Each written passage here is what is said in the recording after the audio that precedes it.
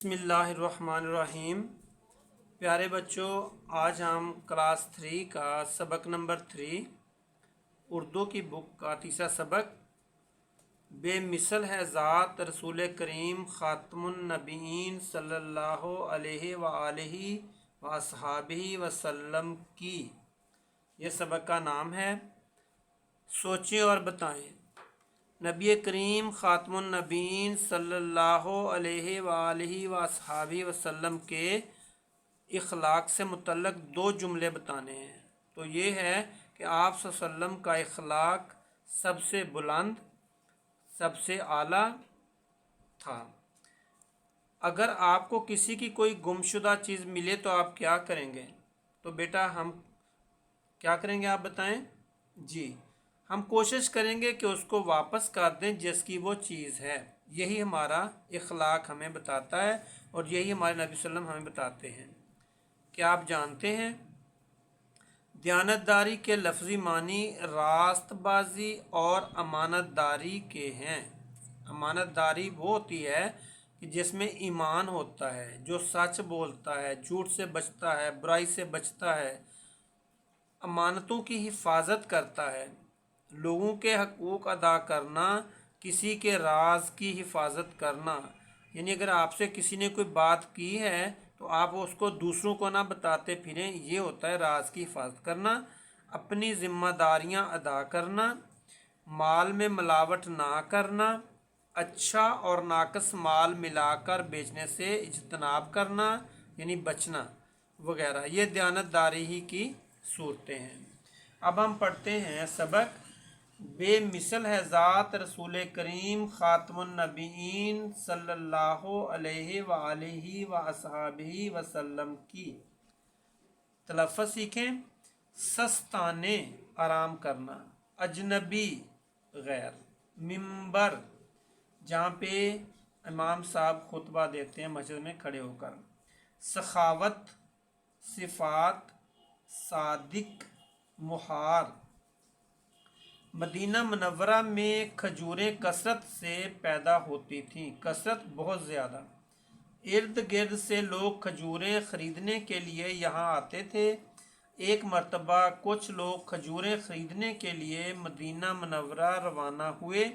सफ़र करते करते वो लोग जब थक गए तो सस्ताने आराम करने के लिए मदीने से बाहर कुछ देर के लिए ठहर गए।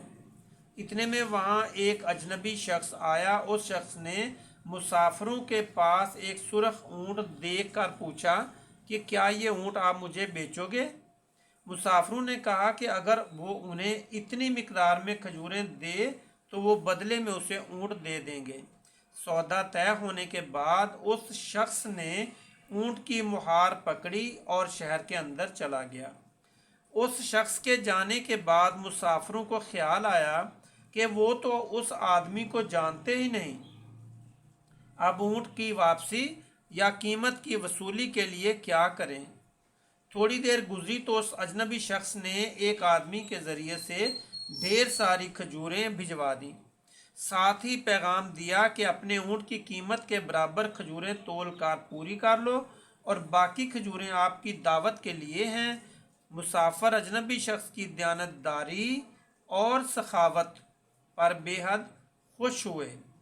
वो लोग खजूरें खाकर जब मदीना मुनव्वरा में दाखिल हुए तो उन्होंने देखा कि वो अजनबी शख्स मस्जिद के मिंबर पर खड़ा खुतबा दे रहा है। मालूम हुआ कि वो अजनबी शख्स अल्लाह ताला के प्यारे रसूल हज़रत मोहम्मद रसूलुल्लाह ख़ातमुन नबीयीन सल्लल्लाहु अलैहि व आलिहि व अस्हाबिहि वसल्लम हैं।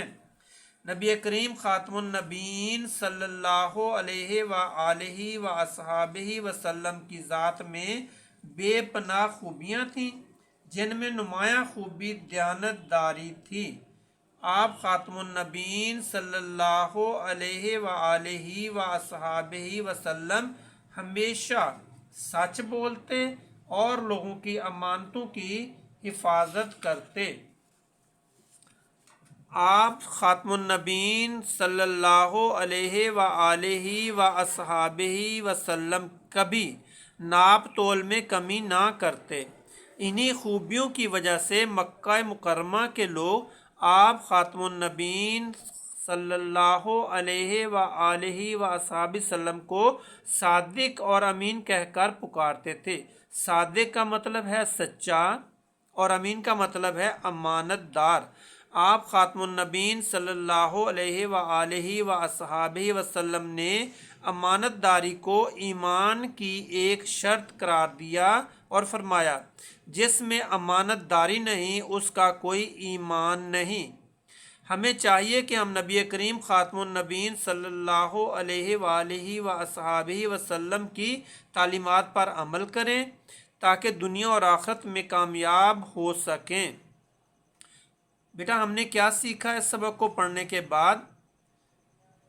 نبی کریم خاتم النبیین صلی اللہ علیہ وآلہ وصحبہ بے پناہ خوبیوں کے مالک تھے۔ اس سبق سے ہمیں یہ پتہ چلا۔ مکہ مکرمہ کے لوگ آپ خاتم النبیین صلی اللہ علیہ وآلہ وسلم کو صادق اور امین کہتے تھے، یہ بھی ہمیں اس سے پتہ چلا۔ نبی کریم خاتم النبیین صلی اللہ علیہ وآلہ وصحبہ وسلم نے دیانتداری کو ایمان کی شرط قرار دیا۔ اس سے یہ بھی پتہ چلا سبق کو پڑھنے سے آپ خاتم النبیین صلی اللہ علیہ وآلہ وصحبہ وسلم کی تعلیمات پر عمل کر کے ہم دنیا اور آخرت میں کامیاب ہو سکتے ہیں۔ یہ ساری چیزوں کا ہمیں اس سبق کو پڑھنے کے بعد پتہ چل گیا۔ بیٹا یہ دیکھیں کہ ٹھہریں اور بتائیں، جب آپ نے سبق پڑھ لیا آپ کے ذہن میں یہ آ جانا چاہیے امانت داری سے متعلق نبی کریم خاتم النبیین صلی اللہ علیہ وآلہ وسلم نے کیا ارشاد فرمایا۔ بیٹا دیکھیں ابھی ہم نے پڑھا ہے آپ خاتم النبیین صلی اللہ علیہ وآلہ وصحبہ وسلم نے امانت داری کو ایمان کی ایک شرط قرار دیا ہے۔ آپ نے فرمایا کہ جس میں امانت داری نہیں اس کا کوئی ایمان نہیں۔ اللہ اکبر، دیکھیں بیٹا کتنی بڑی بات کی آپ صلی اللہ علیہ وسلم نے۔ دوسرا، ہم دنیا اور آخرت میں کامیابی کیسے حاصل کر سکتے ہیں؟ بیٹا یہ دیکھیں ہمیں چاہیے کہ نبی کریم خاتم النبیین صلی اللہ علیہ وآلہ وسلم کی تعلیمات پر عمل کریں تاکہ دنیا اور آخرت میں کامیاب ہو سکیں۔ بیٹا آگے چلتے ہیں۔ اب یہ ہے نئے الفاظ، دیے ہوئے الفاظ کے معنی سمجھیں۔ اجنبی ناواقف، جو آپ کا واقف نہیں ہے اس کو اجنبی کہتے ہیں، یعنی انجان۔ سستانہ، آرام کرنا۔ منبر، وہ جگہ جہاں امام کھڑے ہو کر یا بیٹھ کر خطبہ دیتا ہے، مسجد کے اندر۔ امین، امانت دار۔ صادق، سچا۔ آپ نے کیا سمجھا؟ درست الفاظ چن کر خالی جگہ پر کریں۔ پہلا ہے کھجوریں، خوبیاں، وصولی، خطبہ اور داخل۔ اونٹ کی واپسی یا قیمت کی وصولی کے لیے کیا کریں؟ یہ انہوں نے کہا تھا اجنبی شخص نے ایک آدمی کے ذریعے سے ڈھیر ساری کھجوریں بھجوا دیں۔ مسافر کھجوریں کھا کر مدینہ منورہ میں داخل ہوئے۔ نبی کریم خاتم النبیین صلی اللہ علیہ وآلہ وصحبہ وسلم کی ذات میں بے پناہ خوبیاں تھیں۔ بیٹا مسافروں نے دیکھا کہ وہ اجنبی شخص منبر پر کھڑا خطبہ دے رہا ہے، تو یہ بیٹا خالی جگہ تھی جو میں نے آپ کو بتا دی ہیں۔ اب یہاں پہ چلتے ہیں سبق کے مطابق۔ تیسرا سوال ہے سبق کے مطابق درست جواب کی نشاندہی رنگ بھر کر کریں۔ بیٹا یہ دو جواب دیے ہوئے ہیں، آپ نے جو صحیح جواب ہوگا اس میں رنگ بھرنا ہے۔ لوگ خریدنے کے لیے مدینہ منورہ گئے، کھجوریں یا کپڑے؟ ویری گڈ، کھجوریں۔ لوگوں کے پاس اونٹ تھا، آپ نے پڑھا ہے۔ سرخ یا خاکی؟ تو بیٹا ویری گڈ، سرخ۔ مدینہ منورہ میں کھجوروں کی ہوتی تھی کثرت یا قلت؟ کثرت، زیادہ ہوتی تھی کھجوریں۔ اجنبی شخص اونٹ کی مہار پکڑ کر اندر چلا گیا، مکہ مکرمہ میں یا مدینہ منورہ میں؟ ویری گڈ، مدینہ منورہ میں۔ دیے ہوئے سوالوں کے جواب لکھیں۔ مکہ مکرمہ کے لوگ نبی کریم خاتم النبیین صلی اللہ علیہ وآلہ وسلم کو صادق اور امین کیوں کہتے تھے؟ کیونکہ آپ صلی اللہ علیہ وآلہ وسلم لوگوں کی امانتیں واپس کرتے تھے اور آپ ہمیشہ سچ بولتے تھے۔ دوسرا ہے نبی کریم خاتم النبیین صلی اللہ علیہ وآلہ وسلم نے کس چیز کو ایمان کی شرط قرار دیا ہے؟ تو آپ صلی اللہ علیہ وسلم نے دیکھیں بیٹا یہاں پہ لکھا ہے کہ آپ صلی اللہ علیہ وسلم نے امانت داری کو ایمان کی شرط قرار دیا ہے، امانت داری کی شرط قرار دیا ہے۔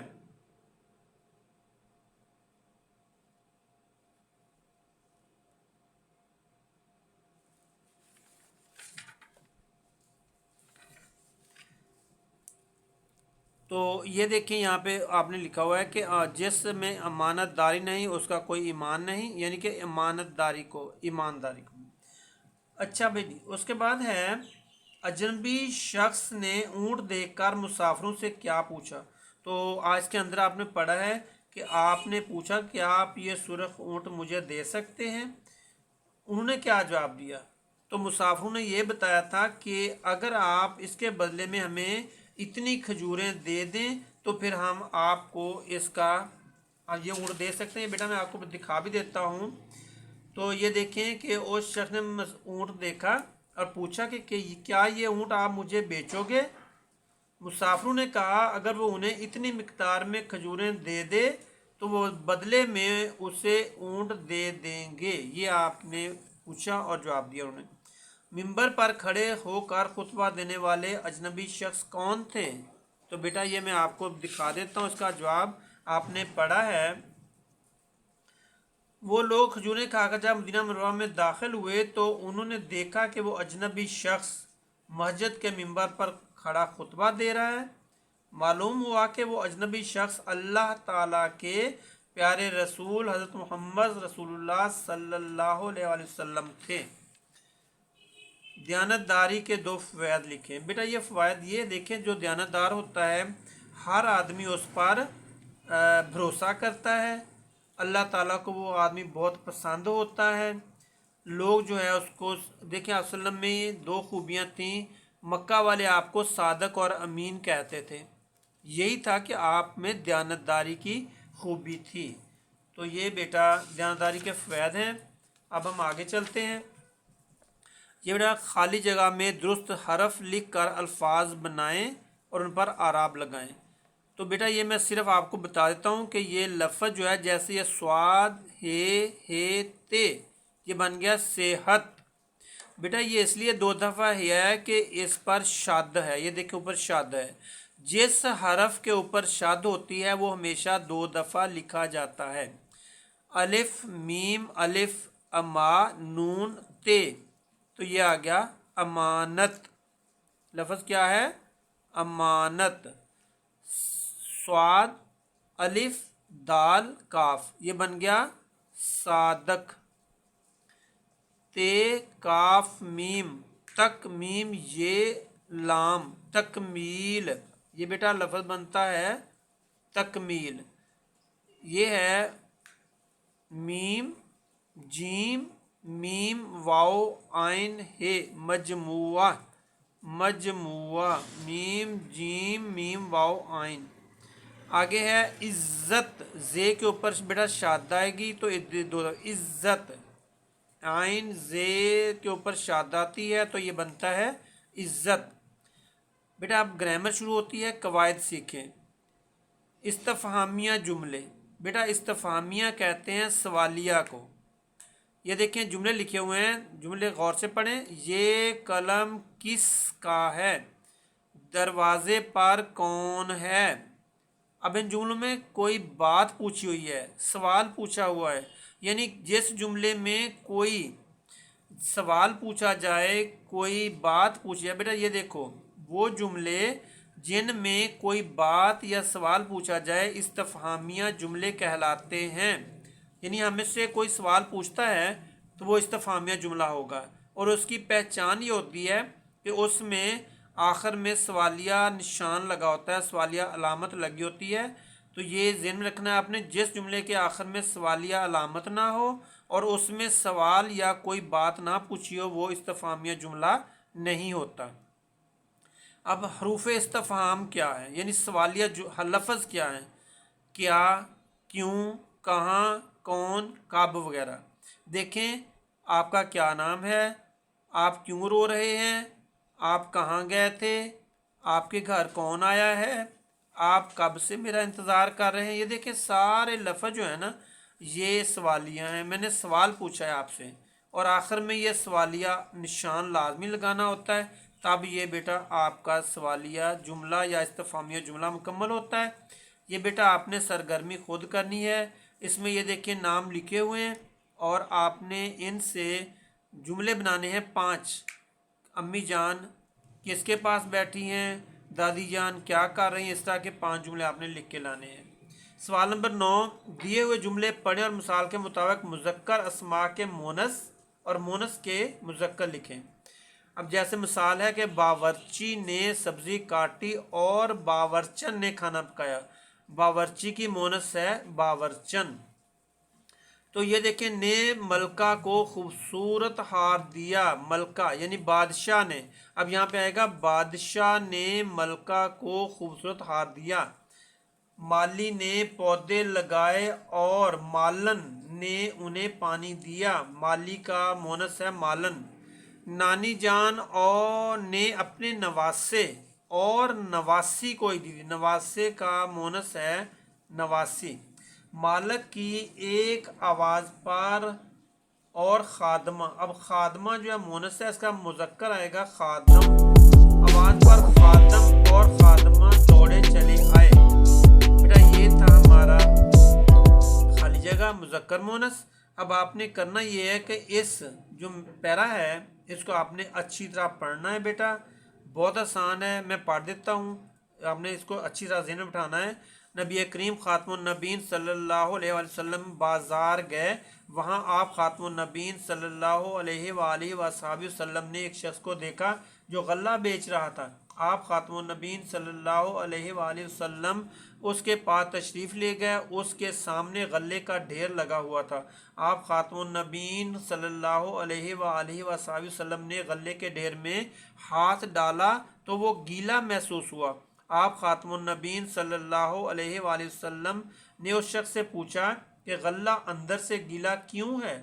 اس شخص نے جواب دیا، اے اللہ کے رسول خاتم النبیین صلی اللہ علیہ وآلہ وسلم، بارش کی وجہ سے غلہ بھیگ گیا تھا۔ نبی کریم خاتم النبیین صلی اللہ علیہ وآلہ وسلم نے فرمایا کہ تم نے گیلا غلہ نیچے چھپا کر رکھنے کے بجائے باہر نکال کر اوپر کیوں نہ رکھا تاکہ خریدنے والے کو معلوم ہو جائے کہ یہ گیلا ہے؟ پھر آپ خاتم النبیین صلی اللہ علیہ وآلہ وسلم نے فرمایا، جس نے دھوکہ دیا، جس نے دھوکہ دیا وہ ہم میں سے نہیں۔ اللہ اکبر۔ بیٹا دیکھیں کہ کتنی بڑی بات، جس نے دھوکہ دیا وہ ہم میں سے نہیں، تو اس کے بعد تو پھر بندے کے پاس کچھ بھی نہیں بچتا۔ تو کوشش کریں کہ کبھی بھی کسی کو دھوکہ نہیں دینا، کسی کے ساتھ جھوٹ نہیں بولنا، کسی کو گالی نہیں دینی، کسی کے ساتھ لڑائی جھگڑا نہیں کرنا، اور جب وعدہ کرنا ہے تو پورا کرنا ہے۔ یہ چیزیں بیٹا آپ نے اچھی طرح ذہن میں بٹھا لینی ہے۔ Thank you very much. اللہ تعالیٰ آپ کو کامیاب کرے۔ اللہ حافظ۔